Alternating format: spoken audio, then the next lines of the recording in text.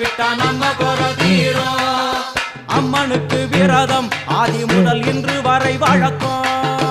அம்மனுக்கு விரதம் ஆதி முதல் இன்று வரை வழக்கம். சமயபுரத்தில் நம்மை வாழ வைக்க மாறியும் விரதம் கொண்டாளே மாறி அம்மன் அலங்காரம் தினம் தினம் காண வரம் வேணும். அம்மன் அலங்காரம் கண்டு விட்டா நம்ம குறை தீரும்.